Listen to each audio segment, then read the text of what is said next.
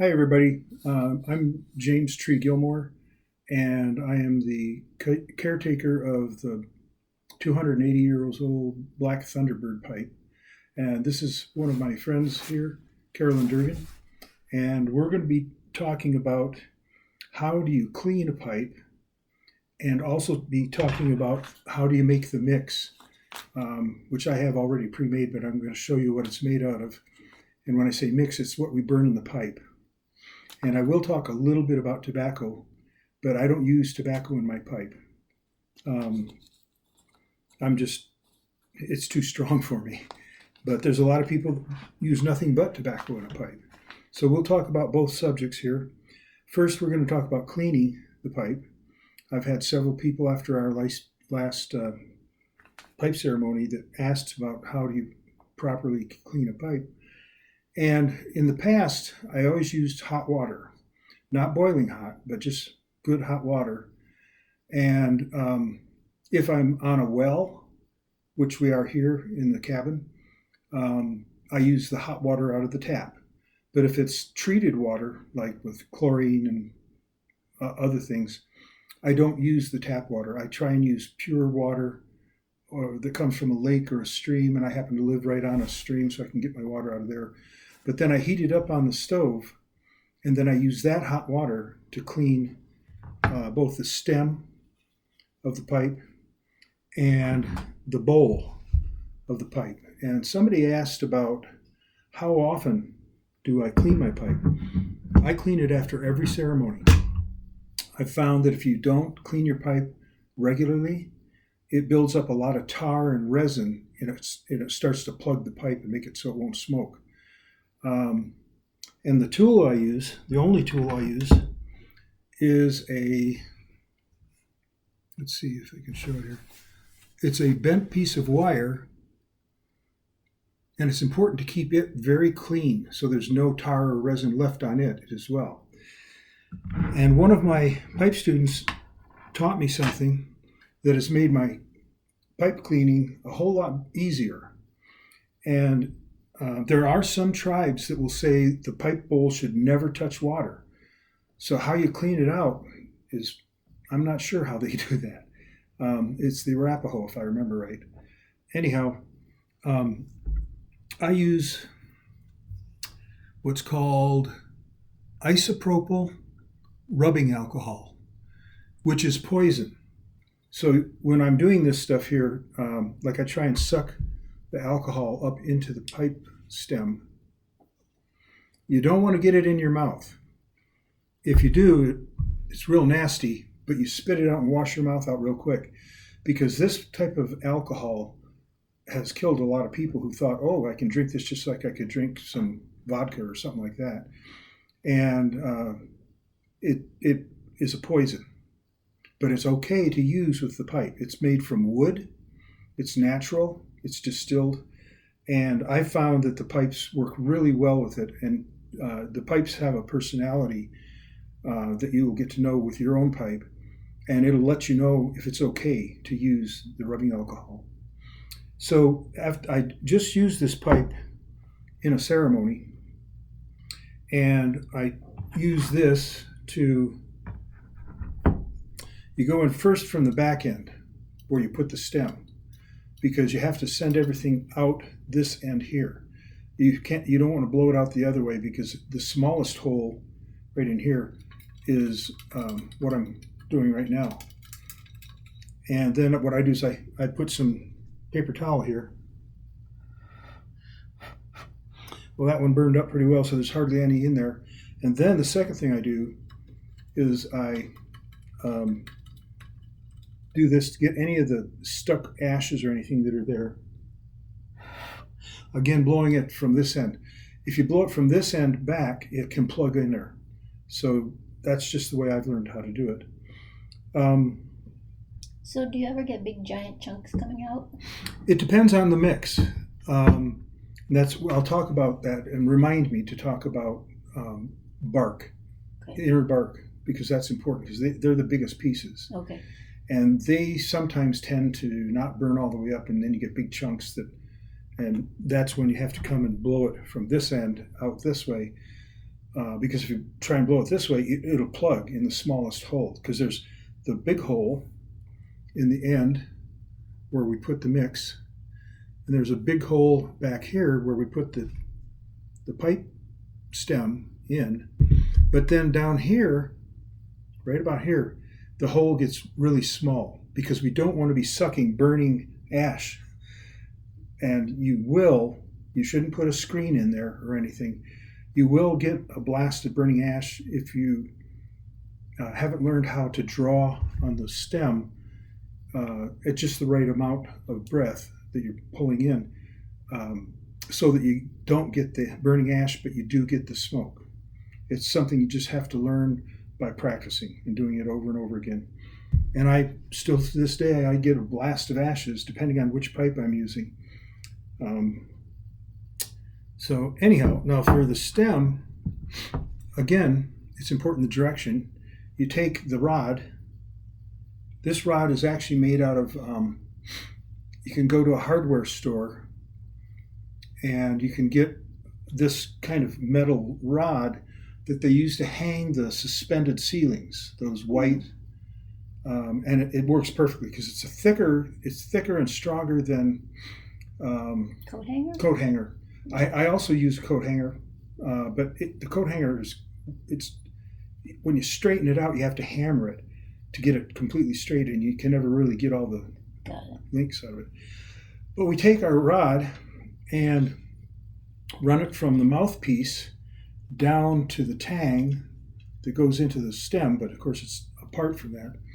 And we just push it down in there, and as you can see, it comes out there. And you can't see it probably here on the video, but there's a blob. I'll see. Turn it sideways. There's a blob of tar on the end of it.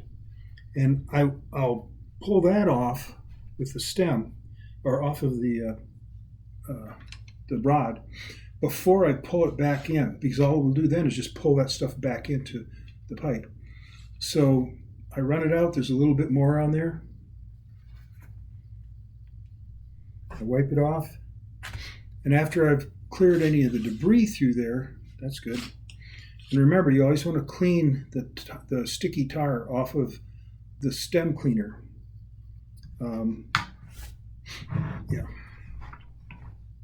Then I take a little cup like this, or anything will do, and I pour some of the alcohol into it, which I'm not really doing because we don't want to make a mess here.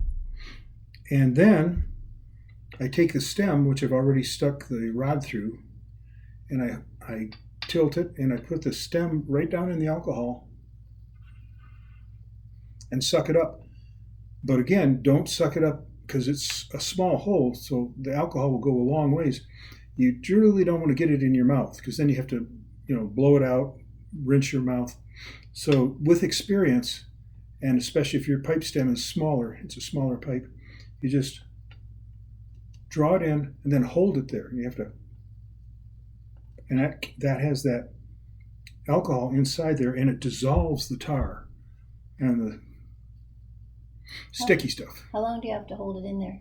I do it for about 45 seconds, and then I blow it out, blow the alcohol back into the alcohol I've got here, and you'll see that it's turned brown. It's absolutely clear, but it'll have turned a brown tinge. And then I draw it again. I might do that 3 or 4 times to really get it in there and let that alcohol just soak in there. And it doesn't seem to have any effect on the stem. Now, I will say that if you have a stem that's been split in half when they made it and glued together, it depends on what kind of glue they used. If it's water-soluble glue, I think the alcohol, that's why a lot of pipes are wrapped. It's because of that. Can you practice with water? Oh, yeah, that's a good idea. So you don't get this alcohol in your mouth? Yeah, that's why you're getting the big bucks. She's smart. And then you take the rod again and you run it back down through it.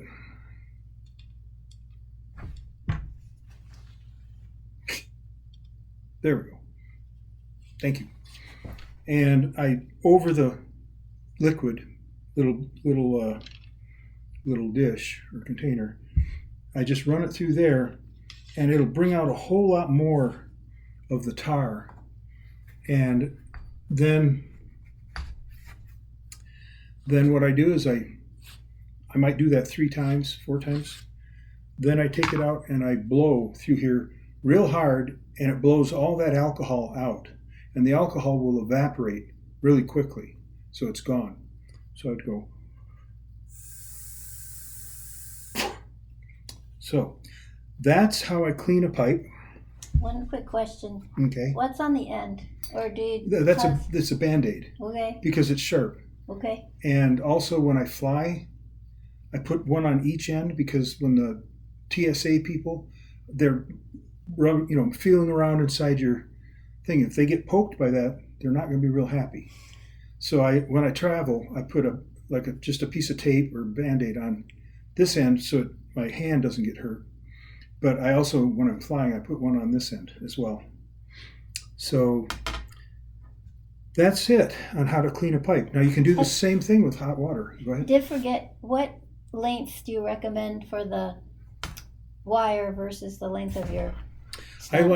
I have 3 pipes that I use, and I have this one long enough for any one of the pipes. With the turtle pipe, the United Nations turtle pipe, only about this much. Let's see.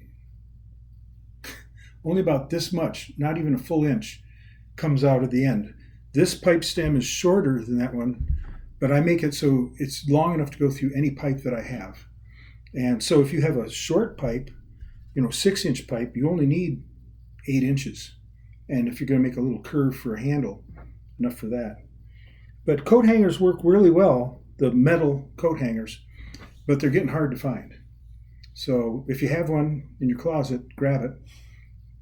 You may have to cut it off. And again, you can do the same procedure using hot water. The only other thing I'll add is that sometimes with hot water, I'll use a plastic syringe without a needle on it. Suck the hot water up into it, put it in the stem, and slowly force the hot water down through there. And of course, have something to catch the nasty water in. If you have a pipe that you've had for quite a while and you haven't cleaned it regularly, and depending on what kind of mix you're going to use, and I'll talk about that, certain things you don't want to put in the mix because it has a lot of resin when you burn it. Flower petals are an example. But if you have something that's really starting to get plugged up, you may have to, and I wouldn't do it with this one, unless I really had to. But this is, like I said, a very old pipe. But you get a bowl and put the pipe bowl, we'll say one that's, that big. Put it in the bowl and then pour the alcohol over it and let it soak. Oh, that's the other thing I didn't tell you. After I'm done with all this, I take the alcohol in here and over a sink, pour it at an angle into the pipe so that it doesn't overflow, but it gets the alcohol down in here and it soaks it for just a few minutes. And then I turn it over, drain it into a sink, and blow the alcohol through. And I might do that 2 times because as it dissolves the resin, it takes a little while. And the more resin you can get out of there, the cleaner your pipe is and the better it'll work for you. And you do that longer than you do for the stem? Because soaking. I'm just sucking this in there. I don't want to stand there holding the pipe with my mouth on it. You could suck it in and real quick put your finger over the end, but you'll lose some of the alcohol. So it's not a matter, it's just easier for me to suck it in and hold it. When you have a bowl of water and the pipe, where does the pipe sit? Or how do you... For this one, I'd have to get a big pan and put the hot water in there and sit it that way. It's there. And I would, the thing is, you don't want to introduce boiling water because it can crack the pipe. If the pipe's cold and you pour hot water over it, you want it to be hot enough that you can touch it, not that it would scald you, but about the temperature of the water coming out of a faucet. I don't know, 60 degrees or 140 degrees. Fahrenheit. And you could test that, but it's just if you can put your hand in it and it's hot, then it's okay. If you can't put your finger in there because it's too hot, you got to let it cool off. Got it. And you just submerge it and let the water go in. Yep, it'll flow in. And then they leave it for about 45 seconds. Yeah, leave it, well, maybe even longer. Okay. But and then you can take your rod again and clean it out again. So that's it. Any other questions about cleaning? Nope. Okay. So now I'm going to move on to mix. And I have a special tool here for making my mix. I normally would go out and gather it around here. And I've taken Carolyn out for several trips, and we found mullein, and we found, I think we found Sage. sweetgrass or sage, and different herbs that we use in ceremonies. But I haven't found any of the kinnikinnick. It's around here, but we just haven't found the right spot. I haven't found the right spot. But what I do is I gather up all these leaves, and some of it is the inner bark of certain plants, which I'll talk about. Actually, we've talked about it on other videos and shown people exactly what it is. The inner bark of some plants is used because it burns really well and it tastes okay. And in the western United States, we gather what the Lakota call chinchasha, and it's the inner bark of what's called red willow. And that's not red osier dogwood, although you can use that. And when I say inner bark, you shave off the bark, and as you peel it off, you can pull it apart, and there's an inner bark which is white or real light colored, and the outer bark is just regular bark. We don't want that. And then you chop this up, and what you chop it up with is a special knife that you set aside only to be used in ceremony. And so this is my bear. I guess I'll hold it this way. This is my bear claw or bear jaw, made out of two, the right and left jaw of a black bear, and it's wrapped with rawhide, and the red color is not blood, it's red pipestone dust that I've smeared on it, and it's just a regular metal blade, very sharp. But I use this in ceremonies. Some of you have seen the ceremony where it's called the splitting of the clouds, where we do a ceremony to stop rain, that's too much rain coming, and you end up sticking this in the ground at a certain point. But what I do is I get a nice metal bowl, or you could use a wooden one, and I put all the leaves and the bark that I've peeled off and all the different things, and I'll tell you what the ingredients are here in a second. And then I chop it up in real fine little pieces. And that's why I need a really sharp knife, because it makes the work a lot easier. I will tell you a story. There's a young Blackfoot boy, about 12 years old, who volunteered to help me do a splitting of the cloud ceremony. And I had a leather bag full of all sorts of different things that I use in ceremony. And he was pulling stuff out and putting it down. He pulls this knife out and he looks at it and he goes, "What's that for?" And I said, "Oh, for flesh offerings." And the thing is, the Blackfoot do flesh offerings. They'll cut a piece of flesh off and give it to the spirits. Now, I'm not recommending that. My grandmother said the Cherokee do not pierce, and we don't take flesh offerings. Don't do that. It's just different cultures and doing different things. But his eyes got really big when he saw that knife, and then I told him, no, that's okay. We're not going to do anything like that. But his name was Solomon. I remember that. He was a really nice kid. So, with that being said, I'll show you the ingredients of this. It's called kinnikinnick, which is basically a Huron word or Ojibwe word for much mixed. And the way, see if I can get it there. I don't know if you can read that or not. I'll write it in the notes. But the ingredients, the most common ingredients for what we call kinnikinnick are, it's called bearberry, which is also in the herbal books is called kinnikinnick. That's the actual word they use for it. But it was a mistake made when the French explorers came over, and they asked them, "What do you smoke in your pipe?" And they said, "Kinnikinnick." And they pointed at the actual leaves of the plant on the ground. And so the French explorers, I guess, they just named it kinnikinnick. And since it was from the United States, basically, that's the name. If you look it up in the, it's Kinnick, and then kinnikinnick again. So it's kinnikinnick twice. But anyhow, I'm fortunate here, and the tribal people up here in Montana and Canada, we preferred the bearberry over all the rest of the stuff, over tobacco, over anything else. Tobacco was so rare that it was just cut up into little pieces and mixed in with all these other herbs. And the tobacco actually really helps it burn really well. So does the chinchasha. Now, the Cherokee down south use the inner bark of wild grapevines, and it's very similar. It really helps the mix burn. It gives it a little more of a coal than just leaves. Now, I mentioned about I used to mix in lavender flowers. They and I knew somebody that used rose petals. Okay.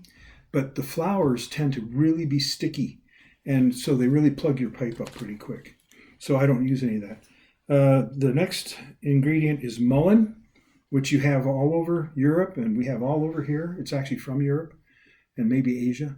And it's just the leaves of the mullein, not the flowers or the stems.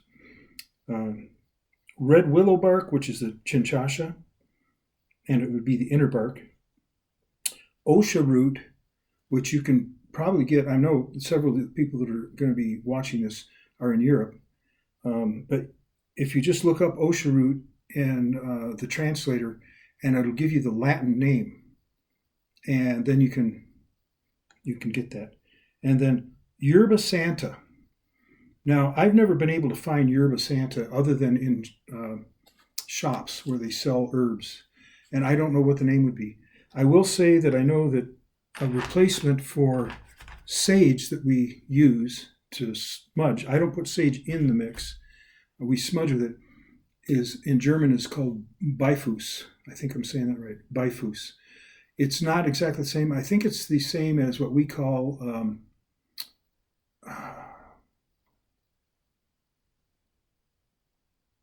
what did grandmother call it? Don't forget the mugwort. Okay. Mugwort. And that, in Europe especially, is a very strong feminine energy sage. The sage I use here, which I won't show now, is very masculine energy. And we use both of them for cleansing everything, the smoke from it, to cleanse the pipes, to cleanse all the things. So I go out and gather, maybe not all of these things sometimes. I actually also get yarrow. Did I say yarrow? I don't think it has yarrow. Yarrow is a very medicinal plant, very small, and it comes with different colored flowers depending on where you live. But you can make tea out of yarrow, and it's very, very good for your health. And it tastes good. But I also will take and dry the yarrow leaves, which are little kind of hairy looking leaves, or like a little fern or something. And I'll mix that in with my mix. And I do that when I can't find the yerba santa. I can't tell you much about yerba santa because I don't know that much about it. I've never found it in the wild. So, well, any questions that you can think of? Well, do people always use all those items, or do they sometimes use some? Or is it not sacred if you don't use that particular mix? The only reason that I do this particular mix, I'll show it to you too. I'm going to show you how fine the mix is, so you get an idea of how fine to cut it up. But the only reason I do that is 7 is a sacred number. And that's why I put down that.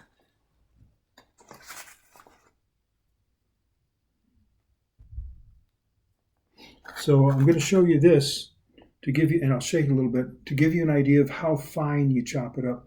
You don't want it to be powdered. I know a lot of people that put it in a blender, and it tends to plug up the pipe. And also you get a lot of the ashes, burning ashes, shooting through into your mouth. So you really have to experiment with it.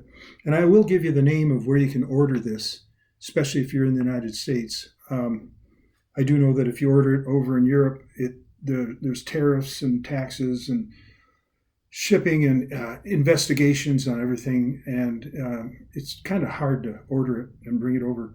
If people are, I'm doing a class, well, several classes in the spring of 2005 in Europe and Austria, and if people want, I can get some of this and bring it over in my luggage, and it's never been a problem, especially when the package is sealed, actually sealed. I've never had a problem bringing or sage either, but I just don't have enough room to bring a whole lot of stuff over unless I pay for a second piece of luggage. But this is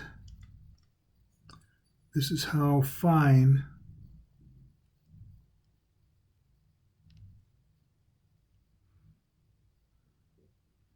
can't really get a very good picture of it, but you can see.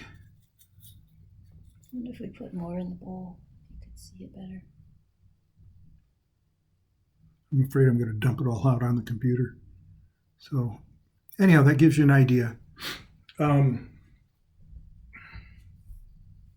will say that when you're harvesting plants, it's our tradition to go to the plant growing out in the woods and ask it for permission to harvest it. Just like you should do when you go into your garden and you're pulling up carrots. You should always ask for permission and give thanks. And I always give a little offering of either some tobacco on the ground, or I'll pull out one of my hairs. That's a very personal offering, but that's a very traditional offering when you're harvesting something in the wild and you just drop one of your hairs down on the ground. But after you feel in your intuition and your inspiration that you have permission to harvest these plants, then what was that? It's the heater. Oh, okay. Big noise in the cabin. Oh, and by the way, I'm talking with the owner of this cabin. You can see it's a beautiful place out here in the mountains of Montana, about holding a class here probably next September or October. And we can probably sleep 8 to 10 people here. And I live next door, so I'll be over there. And there's a campground out here too, where I could maybe make arrangements for people. But it's kind of a lot of money to fly over here for the class. And I'll announce it and what it's going to be about and everything. But it's going to include a lot of really interesting things, not only just the classes here in this beautiful cabin and beautiful land and doing ceremonies out here too. We're going to make a trip up to the National Bison Range where all the wild buffalo are. And there's elk and deer and Antelope. What? Antelope and the black bear, everything up there. And they're wild, but you're only allowed to drive through in a car, so they're not afraid of you. I mean, even bear and coyote, there's no wolves there, but just about everything else. So that'll be quite an adventure. And I'm going to put together a testimonial by somebody that came over here when we went to Pipestone, Minnesota together, and we did all these things. And it'll be a great retreat, as well as a really good teachings over probably 4 days. And we'll have a couple extra days to do these road trips. So anyhow, I'm just adding that to the information. So when you're harvesting the plant, if it's bearberry, you're only going to you don't use the berries in the mix. You only use the little shiny leaves. But they're very hard to pull off the vine. So what you do, and the vine grows low on the ground in the forest, what you do is you just pick out a certain section and you cut it and then just pull it up off the ground and all the roots release. And then you dry it at home in your oven, or out in the sunlight is better, but you dry it in your oven at about 200 degrees for I don't know how long, until they're They break off easily. Most of the other plants, you would do the same kind of thing. The bark, whether it's wild grapevine or whether it's red willow bark, you only cut the bark off the south-facing side of the tree or the sapling or whatever it is, or the grapevine. And that's because we're going to leave the grapevine or we're going to leave the willow tree, and so it's more like a bush than a tree. So we're not cutting it down, and it will heal. If it's facing the south side, it'll heal better. The other thing is, whatever you're gathering, never take more than 1/3 of what you see on the ground or up on the tree. If you have 10 red willow trees, you only cut the bark off of 1/3 of those because we don't want to over harvest everything. I think that's it. If you don't use this particular mix, what can you use, or what other mix exists? Around here in Montana, in the mountains, there's the bearberry. There's yarrow, which again is a plant from over there, but it's been known, it's very good for your lungs. So if you accidentally inhale, we don't normally inhale the smoke. If you accidentally inhale some, it heals your lungs. It opens the capillaries. It's real good. You can steam it and then breathe the steam in if you're congested. My brother has emphysema, and he uses it all the time. But there's bearberry, there's mullein, there's yarrow. I use the inner bark of what's called red willow, and I'll have to clarify what red willow really is, because there's equivalents to all these over in other countries. So I also mix in, when I'm making my own mix, a tiny bit of original tobacco, organically grown by a private person I know who has passed away, and so I don't get it anymore. But I still have some. I just put a little bit in there to help it burn better. But if I put enough that I can really taste it, I don't like it. And original tobacco is very strong. A lot of people buy what are called tobacco ties. They're like a wet rope of tobacco that then they twist and it makes like a braid. That's okay, but just know that it's going to be really strong. And do you mix, can it be just one item, all of them, half of them? I have done just bearberry. Okay. And that's actually the tradition for the Salish people up here. And some of the other tribes, they just had pure bearberry. Maybe they would put some tobacco in with it as an honoring, but tobacco was considered, well, like yarrow, a very powerful medicine herb, and it's used in healing ceremonies, but also, put a poultice on you if you get stung or bitten by a spider. It's really powerful in drawing all that out. So the whole idea behind offering tobacco to an elder when you ask them a question was that you were giving something to them that was very valuable. And nowadays you can just go to regular grocery stores here in America and just buy cigarettes or pipe tobacco or whatever. So it's not the rarity that it used to be. Actually, that brings up one thing. In the gardens, the men were in charge of growing the tobacco. The women were in charge of the food, the corn, the beans, the squash, things like that. And both would go out on full moon nights and sing to their crop and sing sacred songs. And it really helped the plants grow. The men would sing special songs just to the tobacco. And the tobacco patch was usually pretty small, and they had men that would go out at night and protect it. Now, not a lot of animals will eat tobacco. That's a good warning right there. So, and like I say, up here, it was all pretty much bearberry, Kinnickinnick. And out on the plains tribes, the Lakota, the Crow, it was the Chinchasa, almost totally. Down in south with the Cherokee, there was a lot of it was just the inner bark of the grapevine. Okay.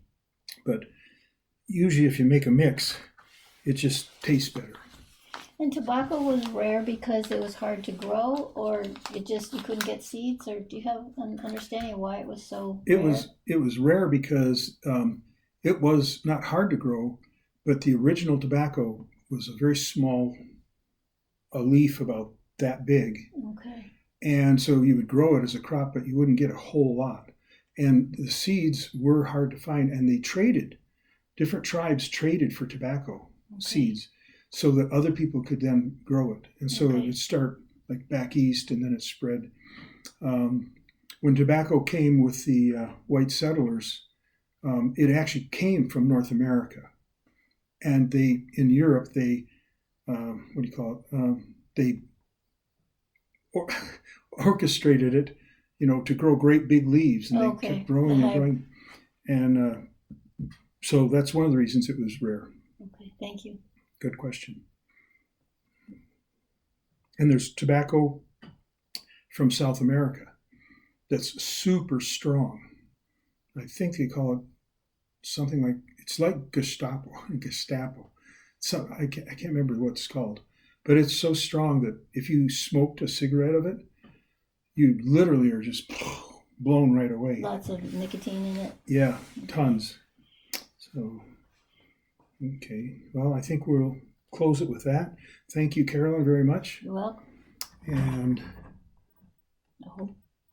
I know, if anybody has any questions or wants to learn more, you can go to my website, which is www.worldtreeway. World, it's Treeway there. It's all one word, worldtreeway.com. And if you want to email questions or anything or comments, you can send it to all one word, jimtree3 at yahoo.com. So it's JIMTREE, the number 3 at Yahoo. So, and I look forward to your comments.